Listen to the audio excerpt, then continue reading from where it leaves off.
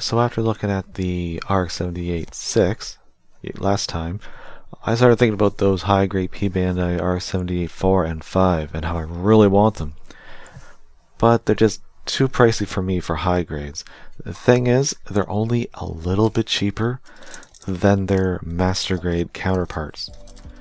So the blue one's GP04 and the red one's GP05. Not GP, sorry. GP is another line of RX-78. It's a complicated, convoluted history for a one-year war. But anyways, Gundam RX-78-4, Gundam RX-78-5.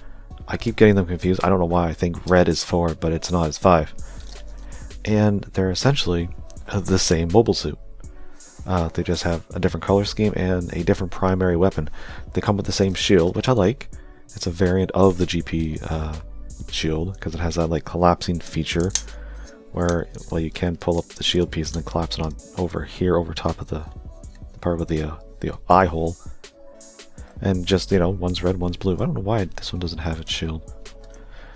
But also, these are 19 years old. They came out in 2003. And both the same year, I was surprised. For being so old, the parts color separation is fantastic. The only stickers I can see off the bat that are not like markings, because back then these are well over 10 years old. Back then I did put some marking stickers on them, but I don't do that now. But yeah, these little gray ones here on the legs are, I think, the only stickers that really need to be there for the color. Everything else is plastic as far as I can tell. Even like inside of the thrusters, which man, that's surprising. Now you might notice they are a little different looking.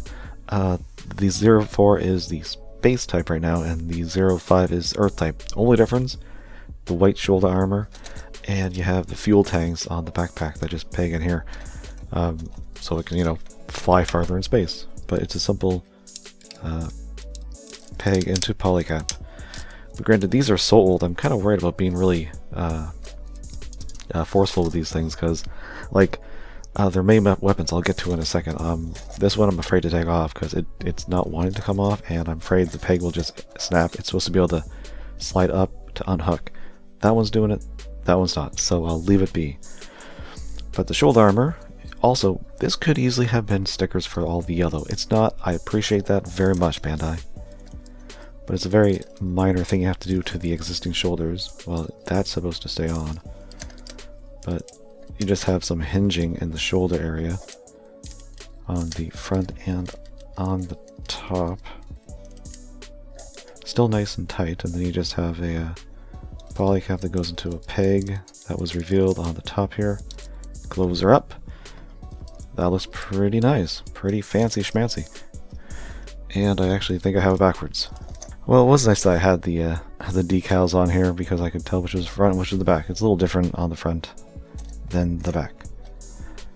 So, showing those off, they also have these weapons on the arms. I think they're probably Vulcans or little mini energy weapons. I'm not really sure. I should have looked it up. They also come with... It's almost the same as the R78-2's beam rifle. The wiki said it was like slightly different and like 20 to 40% more powerful. Very odd percentage. But also, before you buy these, you might want to note they don't have complete inner frames. The legs and the arms are pretty much hollow. These are essentially big high grades in today's comparison, because the parts count's really good, but no inner frame for the most part. There's some in the torso, I believe, but the limbs not much. But that does allow for interesting articulation. It's not really that bad. Even because it hasn't got the inner frame, it can rotate here, which really does help, especially for the Gatling gun, because it has two handles. And with that rotating in the elbow, you can really get the hands close together. I was surprised. I kind of like the posability on these older kits, or at least these ones. So yeah, I was actually surprised. But yeah, the weapon here, you got the Gatling gun. I think it's a beam Gatling gun. I don't really remember. Once again, I'm lazy and also forgetful. But it has this this chain, which is a thick wire that is fed through these plastic pieces. And even though these are the old crappy 1.0 hands, which they're pretty bad, because there's two handles, it's not that hard to have this guy hold the gun in both hands. Oh, that looks pretty good. Pretty stable, actually. Surprising for the older hands. And like I said, this one, kind of terrified to slide it off that little holster it has on the back. I like that they can be stored. But it is a really awesome beam rifle. You have a wire here that's holding up after all the years. I thought it might start to disintegrate some. Looks fine. And the interesting thing about this gun, in whatever medium it was in, I think it was a manga, it fired its gun one time to stop an, I think it was like an approaching enemy fleet. It succeeded from what I understand, but the energy capsule that was in it, like blew up or something and killed the pilot, and I'm assuming blew up the suit. So it had one cool thing it could do one time, and that was it. But it did it well. But I love these things. I love the colors. I love the added yellow all over the bodies, and the simple way you can convert it to space mode.